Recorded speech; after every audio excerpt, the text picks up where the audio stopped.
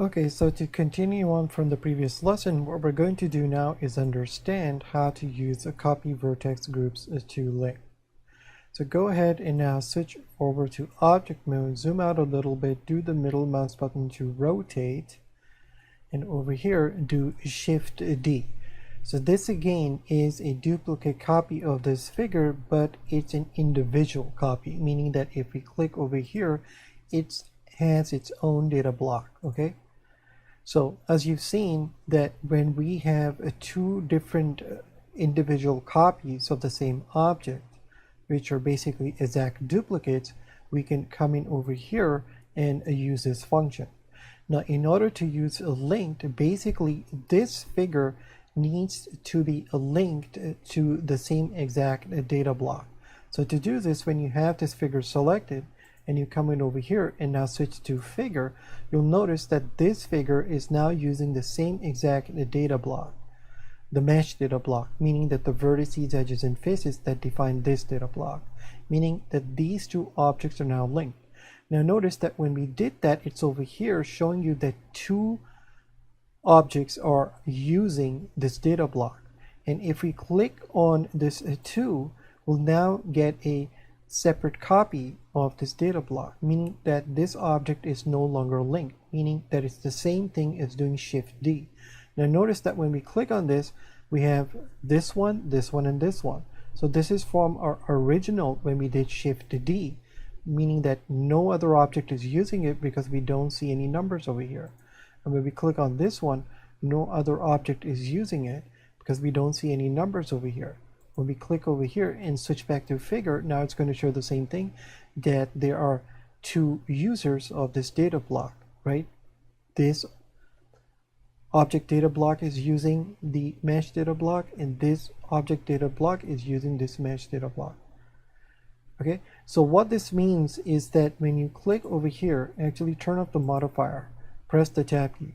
If you click on this vertex and move it up and press the tab key, you'll see that whatever happens to this object will happen to this object, meaning that in whichever way a vertex is affected on this object, it will also affect this object over here.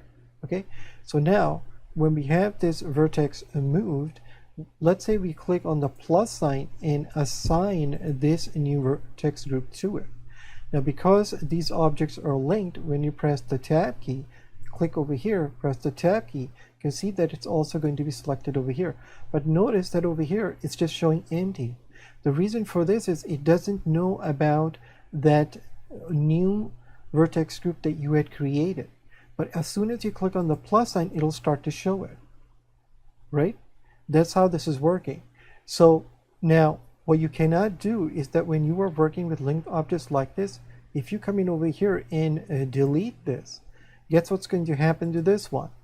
It's going to not know about that vertex group because that index number has been knocked out even though it's still here.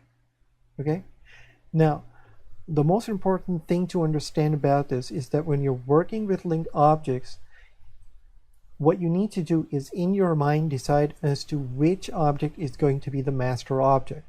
You can make all the changes that you want, and then you have to propagate those changes by clicking on this one. So meaning that if we click on this and assign this, click on this and assign this, there are two vertex groups, right? And over here, when we click it, this guy doesn't know about those names of the vertex groups, but it does know that there are two vertex groups that have been assigned, but there's nothing to match them on. So if you click over here, we just have to click on this object, the master object, and then just click on this. And now it will automatically create the vertex groups for us. Now when you do tab, you'll see that it appears over here. Okay, so that's the thing to understand about link objects. Pick on an object and decide that that's going to be the master object, and you can do whatever you want to it. But what you cannot do is go to the objects that are linked that haven't received the information from this function from the master object and start modifying it, because if you come in here and start moving stuff around, it's going to also affect the master object. That's all this concept does. Okay, Now go ahead and now reload this file. Okay, so what we're going to do now is to take a look at copy vertex group and mirror vertex group. Let's take a look at copy vertex group. Now obviously if you click on the vertex group over here, click this and then do copy vertex group, it's simply going to create a duplicate copy of that vertex group. Right now it's an empty vertex group over here, so that's why we're seeing it over here. It's not really doing much of anything. Now go ahead and click this and minus it. Now click on this and click on assign, because we have this vertex selected. So we've already assigned this vertex group to this vertex. Now when you have this vertex group selected, go over here and then do copy vertex group. It's going to create a duplicate copy, and of course the vertices that were using the previous vertex group will also know about this copy vertex group, and it will automatically be assigned. Go ahead and click this out and minus this out. Click over here, click and assign. So now we have two vertices that are using this vertex group. Now if we click over here and then do copy vertex group, you'll see that it appears over here. And if you click on this, you'll see that it appears over here. So it has nothing to do with if the vertex is selected or not. Okay, I'm just showing you that that's what it does. Okay, click on the minus sign over here and go ahead and delete this. Now click on this, okay, and actually remove this vertex group from here and remove it from here. Click over here. Now notice that when we are using this mirror modifier over here, we can really only select the vertex on the left side of the figure. Okay, so meaning that if we click over here and click on assign, it's going to assign this vertex group to this vertex. But because it's a mirror modifier, it's also going to assign it to this vertex. Right? But when we click, there's no really way to click this vertex. You can only select the vertex on one side, and it's going to do the same thing on the other side. So if we go to the modifiers tab, press the tab key to go into object mode and apply the mirror modifier, do the tab key again. Now click on this vertex, you'll see that it has this vertex group assigned. If you go to the opposite side and click over here, you'll see that it also got the same vertex group assigned. Now, as you've already seen, that when we are dealing with bounds, there is a special meaning for .l and .r. So let's go ahead and just reload this file. Now over here, notice that we have the mirror modifier on. Okay, so what we're going to do is actually click over here and first create a copy of this vertex group. Now when you have this, move it all the way up over here just below this guy and expand this. Now double click this and give it the suffix .r. So this again, Blender is going to look at it with a special meaning, a .l and a .r. So now when we click on this vertex group and have this vertex selected, click on assign. Notice that over here we're going to get the .l. Now as I've shown you that you can't actually click on this vertex to see what vertex group it's using. Okay, but it should have automatically taken this vertex and assigned it to this guy over here. Let's actually do A to deselect everything. If you click over here and do select, we can't actually select this. If you click over here and do select, we can see this. Go to the modifiers tab, open this up, press the tab key and apply this. Press the tab key. Now if we click over here, we're going to see .l, and if we click on this one, you'll see that it says .r. You can actually click over here to see that it selects it. So Blender will automatically do this for you.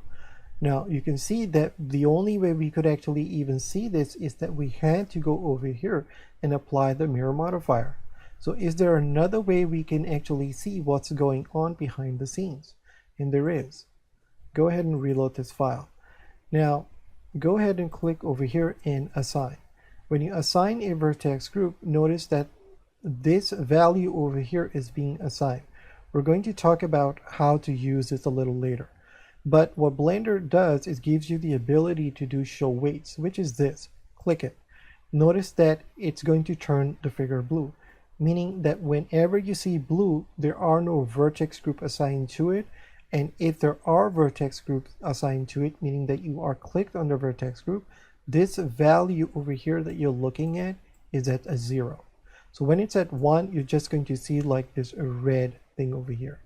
Okay, so notice that when you have this on, you can actually switch between these vertex groups to see which vertices are actually using this. Go ahead and click this. Notice that over here, this is what it's showing, right? Both of these are using. Now click on the plus sign and move this up over here. Okay, now notice that we used the plus sign to create this, so we would have to double click here, do Control C, double click here, do Control V, remove this and press R and press enter. As soon as you do that, notice what it just did. Now it's using that .L and .R feature in real time. Now when you click over here, it'll select it over here. See, we weren't able to see this without this feature. When we click it, we can actually visually see what's happening to these vertex groups, or which vertices are actually using it. Okay, click on this and minus it.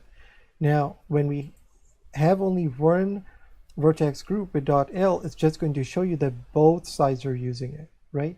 Now if you click this and click over here and then do copy vertex group, move it over here, and of course just do .R, it should do the same thing, right? And now we're going to move this up over here. Okay, so we have this guy and this guy over here.